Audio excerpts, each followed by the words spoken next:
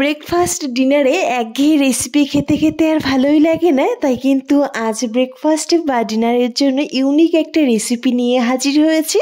একদমই সবজি দিয়ে অল্প তেল দিয়েই তৈরি করব ভীষণই স্বাস্থ্যকর হেলদি এই রেসিপিটি। একবার ট্রাই করে দেখতে পারো, তোমাদের আশা করি খুবই ভালো লাগবে। তো বন্ধুরা, স্বপ্নাস ডায়েরিতে সবাইকে অনেক ওয়েলকাম জানিয়ে আমি ভিডিওটি শুরু করছি। প্রথমেই দেখো, একটা বাঁধাকপি নিয়ে নিয়েছি। পুরো বাঁধাকপিটা না, বাঁধাকপির কিছুটা অংশ আমি কেটে নিয়েছি। আর এই বাঁধাকপিটাকে ঠিক এইরকম সরু সরু করে কেটে নিলাম। কেটে একটা পাত্রে নিয়ে নিচ্ছি। আর অন্যদিকে একটা গাজরের অর্ধেক অংশ নিয়েছি। দেখতেই পারছো, বেশ বড় একটা গাজরের অর্ধেক অংশ নিয়ে এই মিহি গ্রেটার দিয়ে গ্রেট করে নিলাম। তো বেশ খানিকটাই হয়েছে। আর অন্যদিকে কিছুটা আলুও গ্রেট করে নিয়েছি, একটা মিডিয়াম সাইজের আলু। সবজিগুলো সাইডে রেখে দিয়ে এদিকে একটা বাটিতে নিয়ে নিচ্ছি এই কাপের মাপ করে 1 কাপ ময়দা আর 1 কাপ আটা। এখানে চাইলে তোমরা পুরোটা ময়দা দিয়েও করতে পারো বা পুরোটা আটা দিয়েও করতে পারো। আমি দুটো মিক্স করে নিয়ে পরিমাণ মতো লবণ দিয়ে আর কিছুটা রিফাইন তেল দিয়ে হাত দিয়ে ভালো করে ময়দার সঙ্গে আর আটার সঙ্গে মিশিয়ে নেব। যেহেতু আটাটা স্বাস্থ্যের জন্য খুবই ভালো, তাই আমি আটা আর ময়দা মিক্সড করে দিলাম। চাইলে তোমরা পুরোটা আটা দিয়েও রেসিপিটি করতে পারো। ভালো করে মিশিয়ে নেওয়ার পর অল্প অল্প জল দিয়ে সফট একটা ডো তৈরি করে নিচ্ছি। একবারে বেশি জল না দিয়ে অল্প অল্প জল দিয়ে সফট একটা ডো তৈরি করে নিতে হবে। যেরকম রুটি পরোটা তৈরি করতে গেলে ডোটা তৈরি করতে হয়, ঠিক সেরকম একটা সফট ডো তৈরি করে নিয়েছি। তো ভালো করে মেখে নেওয়ার পর একটা ঢাকা দিয়ে ঢেকে রেখে দিচ্ছি। আর অন্যদিকে কিছুটা সবজি আমি আগেই কেটে রেখেছিলাম। এবার বসিয়ে দেবো একটা কড়াইটা বসিয়ে দিয়ে গরম হওয়ার জন্য ওয়েট করলাম। বেশ গরম হয়ে গেলে দিয়ে দিচ্ছি সামান্য রিফাইন অয়েল। এখানে চাইলে সর্ষের তেলও অ্যাড করতে পারো। তেলটা চারিদিকে ছড়িয়ে দিয়ে প্রথমেই দিয়ে দিচ্ছি একটা শুকনো লঙ্কা। লঙ্কাটাকে ফাটিয়ে দিয়েছি মাঝে। লঙ্কাটাকে প্রথমে ভালো করে ভেজে নেব। ভালো করে ভেজে নেওয়ার পর দিয়ে দেব সামান্য 5 ফোড়ন। 5 ফোড়নটাকেও তেলের সঙ্গে ভালো করে ভেজে নিতে হবে। যখন সুন্দর একটা ফ্লেভার ছেড়ে দেবে তখন অ্যাড করে দিচ্ছি 1 চামচ গ্রেট করা আদা। আদাটাকে গ্রেট করে নিয়েছি, চাইলে তোমরা বাটাও অ্যাড করতে পারো। তেলের সঙ্গে আদাটাকেও ভালো করে ভেজে নিচ্ছি। যখন এরকম লালচে রং ধরে যাবে দিয়ে দিচ্ছি কেটে নেওয়া বাঁধাকপি। বাঁধাকপিটা প্রথমে দিয়ে নেড়েচেড়ে নেব। ভালো করে মিশিয়ে নেওয়ার পর বাঁধাকপিটা যখন এরকম নরম হয়ে আসবে তখন যে বাকি সবজিগুলো আমি কেটে রেখেছিলাম, গাজর আর আলু, এখানে আমি গাজর আর আলু অ্যাড করছি, গ্রেট করে দিচ্ছি। তোমরা চাইলে এখানে অন্য কোনো সবজিও অ্যাড করতে পারো। গাজর আর আলুটাও বাঁধাকপির সঙ্গে নেড়েচেড়ে ভালো করে মিশিয়ে নিচ্ছি। প্রথমে একটু টাইম ধরে সবজিগুলোকে ভালো করে মিশিয়ে নিতে হবে। তো দেখো, ভালো করে কিন্তু মিশিয়ে নিয়েছি। এবার প্রথমেই অ্যাড করছি পরিমাণ মতো লবণ আর হলুদ, আর তার সঙ্গে সামান্য জিরে গুঁড়ি। মশলাটা সবজির সঙ্গে আবারও ভালো করে মিশিয়ে নেব। আর কিছু সময় ধরে ভালো করে নেড়েচেড়ে ভেজে নেব আর সবজিটাকে সিদ্ধ করে নেব। তবে তার আগে কাঁচা লঙ্কা কুচি অ্যাড করছি পরিমাণ মতো। এখানে যে যার স্বাদ অনুযায়ী লঙ্কাটা অ্যাড করবে। ভালো করে মশলার সঙ্গে সবজিটাকে মিশিয়ে নিয়েছি। তো এবার সবজিটাকে ভালো করে কিছু সময় ধরে ভেজে নিতে হবে। আর সবজিটা যাতে ভালো সিদ্ধও হয়ে যায় তার জন্য একটা ঢাকনা দিয়ে ঢেকে দিচ্ছি। আর মাঝে মধ্যে ঢাকনাটা তুলে নেড়ে দেব আর সবজিটাকে ভালো করে ভেজে নেব। তো ঠিক এইরকমভাবে ঢাকনা তুলে মাঝে আমি নেড়ে দিয়েছি আর 2-3 মিনিট জাল করে নিয়েছি।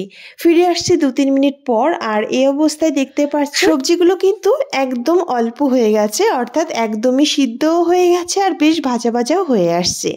এই টাইমে অ্যাড করে দিচ্ছি সামান্য চিনি, তার সঙ্গে সামান্য গরম মশলার গুঁড়ি, আর দিচ্ছি কিছুটা ধনেপাতা কুচি। পুরোটা সবজির হলেও এতটা টেস্টি হয় বন্ধুরা, স্বাস্থ্যের জন্য যেমন উপকারী আর তেমনি খেতেও সুস্বাদু। একবার ট্রাই করে দেখতে পারো। তো একদমই আমাদের পুরোটা তৈরি হয়ে গেছে। এবার একটা পাত্রে তুলে নিলাম। তো অন্যদিকে যে আটাটা আমি মেখে রেখেছিলাম সেই আটাটা আরও একবার ভালো করে মেখে নিলাম। তো কিছু সময় ঢেকে রাখার জন্য আটাটা কিন্তু বেশ সফট হয়ে যায়। আর এই আটার ডো থেকে আমি 4টে ছোট সাইজের লেচি কেটে নিয়েছি।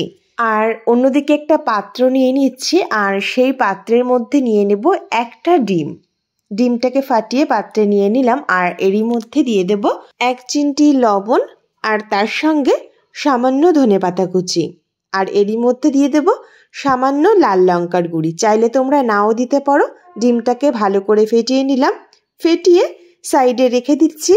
আর অন্যদিকে যে আটার ডোটা আমি তৈরি করে রেখেছি আর 4টে লেচি কেটে নিয়েছি, সেই রুটিগুলোকে বেলে নিতে হবে। নর্মালি রুটি পরোটা তৈরি করতে গেলে যেরকম রুটির আকার বেলে নিতে হয় ঠিক সেরকমভাবে বেলে নিতে হবে, তবে একটু পাতলা করেছি তার থেকেও, তাহলে কি হয় খেতে খুব ভালো লাগে।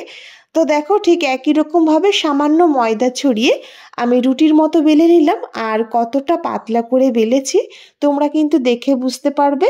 তো দেখো ঠিক এইরকম পাতলা করে আমি 4টেই বেলে নিয়েছি, বেলে একটা পাত্রে নিয়ে নিয়েছি। এবার ভেজে নেব। তার জন্য কড়াইটা বসিয়ে দিলাম। কড়াইতে কোনো তেল ব্যবহার করছি না। প্রথমে আমি খোলা কড়াইতে একটা রুটি দিয়ে দিলাম আর 2 সাইডটাই ভালো করে ভেজে নেব। আঁচটাকে হাই টু মিডিয়ামে রেখে রুটিগুলো ভাজতে হবে, তাহলে রুটিগুলো খুব সুন্দর ফুলবে আর একদম সফটও হবে। তো দেখো কড়াইতে দেওয়ার সঙ্গে সঙ্গেই কিন্তু রুটিটা খুব সুন্দর ফুলে উঠছে। তো দেখতেই পারছো একদম কিন্তু বলের মতো ফুলবে প্রত্যেকটা, আর কিছুই করা লাগবে না, কড়াইতে দিলেই কিন্তু এত সুন্দর ফুলে উঠবে। এই রুটিটা তৈরি করতে হলে যে মাখাটা হয় সেই মাখাটা যদি খুব সুন্দর করে মাখা হয় তাহলেই কিন্তু এত সুন্দর ফুলে যায়।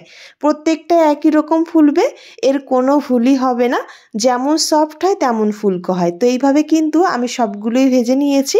তো এইরকম একটা রুটি যখন ভাজা হয়ে যাবে তো এইরকম মাঝে একটু ফুটো করে দিতে হবে, তাহলে কি হবে ভিতরের হাওয়াটা বেরিয়ে যাবে, তাহলে আমাদের রেসিপিটি তৈরি করতে খুব সুবিধা হবে। তো মাঝে একটু ছিদ্র করে হাওয়াটা বের করে দিয়েছি।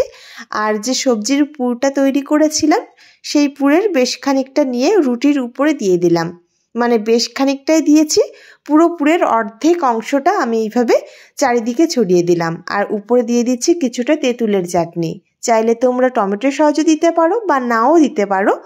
তো কিছুটা দিয়ে দিলাম আর এর উপরে আরও একটা রুটি দিয়ে দিলাম। এবারে যে ডিমের গোলাটা আমি তৈরি করে রেখেছিলাম সেই ডিমটা উপরে দিয়ে দিলাম। উপরে চারিদিকে এইভাবে চামচ দিয়ে ছড়িয়ে দিতে হবে। তো ঠিক এইভাবে রুটির চারিদিকে ডিমটা আমি ছড়িয়ে দিলাম। তো সব জায়গায় ভালোভাবে ছড়িয়ে দিতে হবে। এবারে এই সবজির পরোটাটা ভাজার জন্য দিয়ে দিচ্ছি কিছুটা রিফাইন অয়েল, কারণ এখানে আমি ডিম দিচ্ছি, তেল তো একটু দিতেই হবে। তবে তোমরা যদি ডিম না দিয়ে করতে চাও তাহলে কিন্তু তেলও লাগবে না, মাঝে দিয়েই কিন্তু খাওয়া যায়, তবে ডিমটা দিলে খেতে খুব ভালো লাগে। এক সাইড ডিম দিয়ে উল্টে দিলাম আর অপর সাইডটাও একই রকমভাবে চামচ দিয়ে চারিদিকে ডিমটা ছড়িয়ে দিচ্ছি। 2 সাইডটা এবার খুব ভালো করে ভেজে নেব। তো এইরকমভাবে দুটো খুন্তির সাহায্যে একটু সাবধানে উল্টে দিতে হবে। তো এইভাবে উল্টে পাল্টে 2 সাইডটাই বেশ লালচে রং ধরে ভেজে নিচ্ছি। তেলও কিন্তু একদমই কম লাগে, খুব তেলে ভাজার একদমই প্রয়োজন নেই, হালকা তেলেই ভেজে নেওয়া যাবে। সকালের ব্রেকফাস্টের জন্য বলো বা রাতের ডিনারে এই একটা পরোটা কিন্তু দুজনের ব্রেকফাস্ট তৈরি হয়ে যাবে।